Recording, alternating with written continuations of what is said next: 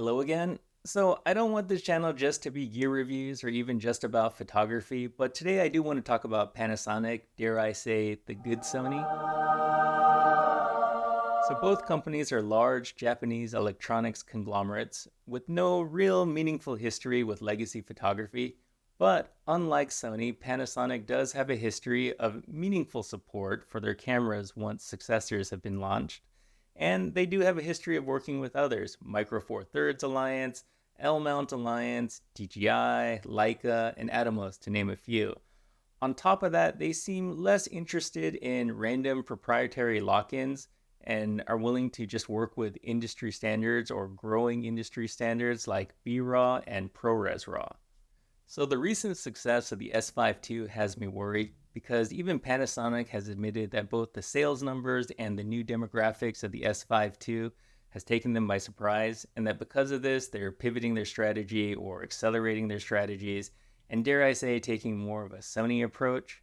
I mean, it can't be a coincidence that on YouTube now I see a lot more sponsored by Lumix posts, and I can't help but feel that this is disingenuous. You have all of these influencers suddenly praising Lumix cameras and talking about how they're going to add a Lumix camera to their workflow, but then you notice this sponsored by Panasonic Lumix. So when you go through their history, you can tell that they're primarily Sony or Canon users. And that, sure, they review a lot of gear, but when you actually look at the cameras that they own and operate, it's a Sony camera or a Canon camera or another brand. So to see all of a sudden this hopping on this bandwagon of Lumix just seems very, very fake because it's obvious that they're doing this only because they're being paid, which is unfortunate because I've found that the Lumix community to be a very passionate base. During the hard times where it was only Micro Four Thirds, they stuck with the format and maximized it. When it came to finally having full frame or 35 millimeter, autofocus wasn't the greatest, but somehow they made it work. So to see them not being rewarded and that just Panasonic seems to be going after the influencers with the most clout, what made Lumix very organic was that there aren't a lot of Lumix users, but the ones who do use it tend to be very, very passionate about the brand and the most creative because they were able to maximize the strengths while dealing with the weaknesses. I wish Panasonic had just taken that money that they've given to all of these more popular or influencers with more subscribers and given it to the people who have been long-term Lumix users and fans, or just found talented, young, or undiscovered talent and kind of built and nurtured a relationship with them.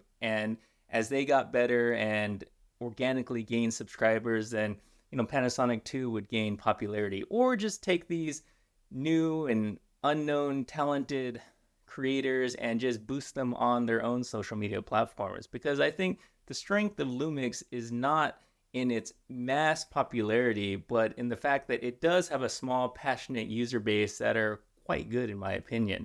Because all of these posts that I'm starting to see pop up about how great Lumix are from all of these big creators, it's just really hard to believe. I'm not going to name names, but there was one where there was one influencer who was talking about how great Panasonic was and how they were adding a Panasonic camera to their workflow, and that, oh, please don't hate me because I'm going to use Panasonic in a sponsored by Panasonic post. And when you look at the back history of all the videos this creator had made, yeah, no real word about Panasonic except in obviously a review of a lens or a camera, but not just as in like, oh, I've been really interested in Panasonic, or oh, this Panasonic was really good. Yeah.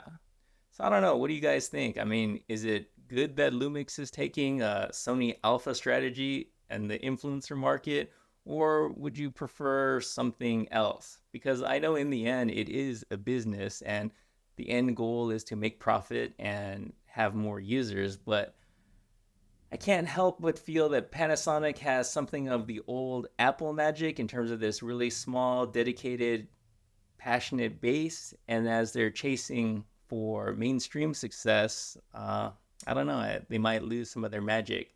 And as a longtime Apple user, I definitely feel like Apple has lost its magic. I mean, I still use Apple products, but not with the same love and verve that I used to have back in the day.